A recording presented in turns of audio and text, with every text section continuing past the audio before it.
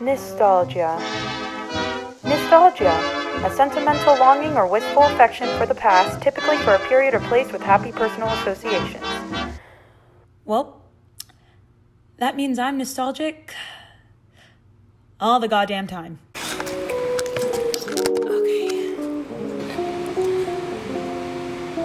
Okay. So, I'm obsessed with my memories. For as long as I can remember, I have always been such a nostalgic person. It's actually kind of nauseating. Whether it's my past or anybody's past, really, I've just always had a fixation with the feeling of nostalgia. And it wasn't until the past couple of years that I've tried to learn how to maintain presence while holding on to the past in certain ways. I am not perfect with it, but here are some of my tricks. Yay, I did that cool camera thing where it looks like that the camera was already in here, even though I obviously definitely put it right before I did that shot. Today I just want to spend some time showing you guys how I store all my memories. I didn't know what I wanted to do for my first YouTube video. Well, my first YouTube video back. I used to make weekly videos from the age of way too young to do so to another age of too young to do so. But I was in love with doing it. Stopped around when high school started. For the past couple of years, I've been wanting to get back into it, but I didn't know what I wanted my content to be. But you know what? It can be whatever the fudge I want it to be. So, the first tip that I want to share carries on to all the things that I'm going to talk about in this video. Keep it short and simple. Sometimes with a brain like mine, I get too fixated on getting every detail right, making sure that I have everything written down or everything stored, and at the end of the day, that's defeating the whole purpose of being present and making these moments. So to start off with our short and simple idea, I'm going to share with you my favorite way of storing my memories, which is with an app called 1 Second Every Day.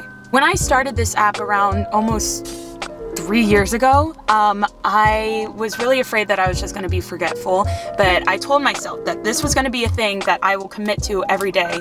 And for the most part, I've gone a second for almost every single day since that day. It's absolutely crazy to see your life morph over time. Also, if you are 1 second a day and you want to sponsor me, my phone number is okie dokie. So my second tip is something that's become really popular recently, and it's either because of David Dobrik or just how the internet works. It's to get disposable cameras. The reason I love disposable cameras is because I think they follow the short and simple rule really well. With disposable cameras, I can't really overthink anything. I just snap it and hope for the best. And so they're a tool that I use to help me stay in the moment more. I got a disposable camera and left it to go get developed, and I forgot about it until this video. Sent a month and a half ago. It's a wonderful way to look through memories that I have no idea or what they're gonna be.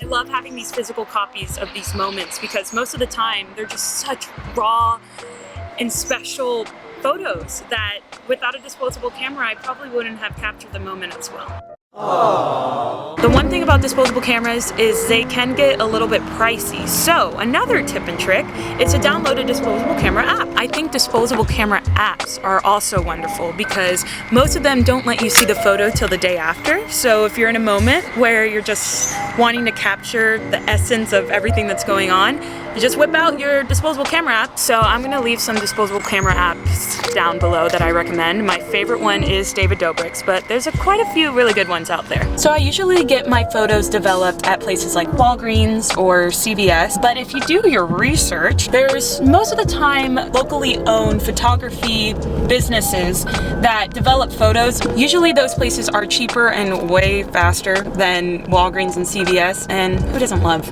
supporting your local businesses, right? Especially in a time like Corona. Welcome to Lexi's infomercial for memory boxes. Okay, so I reused this gift box for my college memories, and inside I have photos, I have old diaries, journals, notebooks, notes or cards written to me, and random stuff. So, build your memory box today!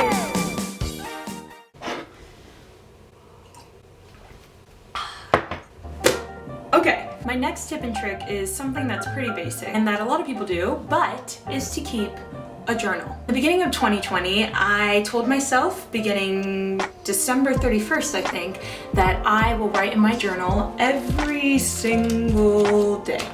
I hope I got in the shot. Some days were just train of thought. Some days I wrote little stories. Some days I wrote how certain situations made me feel. The amazing thing about journaling is that already I'm looking back at some of my January entries and it's just a different mindset than where I'm at now. Easy to go through time without realizing that your brain changes. Experiences morph the way you react to things. A couple of my really close and best friends have been journaling ever since they were little. So they get to go back and look at their 12-year-old brains and the way they reacted to their first crush. And that's something I wish I did. It wasn't until about a month into my journaling process that I started realizing how important it is to be short and sweet. An experience I had a few months ago that I just felt that I needed to write every single detail of everything that was going on. I was realizing I wasn't even getting the main point of this experience, which is how it made me feel and the main highlights of it. I was getting all the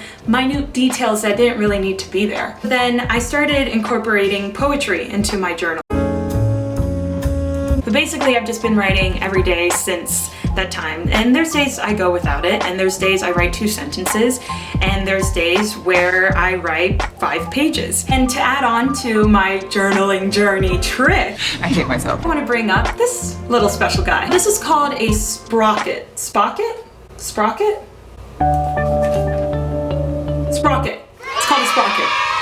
I had no idea that these little bad boys existed until my sister threw it in to my Christmas gift. And I have to say it's probably one of my favorite gifts I've ever gotten, ever. What this little guy does is you connect it to the Bluetooth on your phone or any device, and you can print out your pictures and they turn into stickers. And so a thing I've been doing recently is printing out some really special photos and just throwing them into little photo dumps into my journal.